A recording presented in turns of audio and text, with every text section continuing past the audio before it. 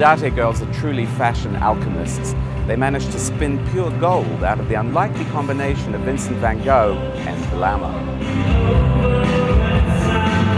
She wanted to do a collection with a really strong color palette, and I had been watching the Disney film Sleeping Beauty because I was fascinated by the animation and the color they used, and we both were thinking like there was a weird correlation between that and Van Gogh's color palette. Every time I would look at something that he had done, I'd be like, it's so interesting how really the most beautiful color to go with seafoam is like an ochre.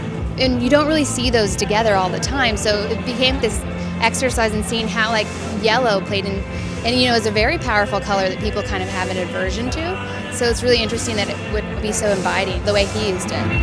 It's nice to see Van Gogh on a dress. Beautiful, beautiful, beautiful. They were just beautiful and so like lovely for the summer. I loved all the color. I mean, look at me, I'm into colors right now, but it was really, really beautiful. I thought the new proportions and the fit and the skirts. Shapes definitely changed. Completely changed. I mean, I think they just opened up a whole new world to a whole new woman. I found this a lot more old Hollywood in a way. Well, definitely the shapes of the shoulders reminded me of 40s Joan Crawford, superstars like that.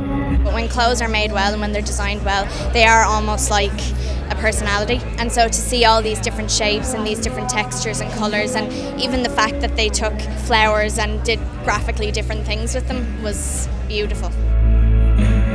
It also gave me a little bit of high school prom. They almost think like teenagers in a way. They're still so dreamy and like a prom on acid or something like that. But an innocence, and at the same time, that kind of strange, dark experience they've always managed to bring into their things. You sort of saw that with the way that the makeup was done. Very heavy eye.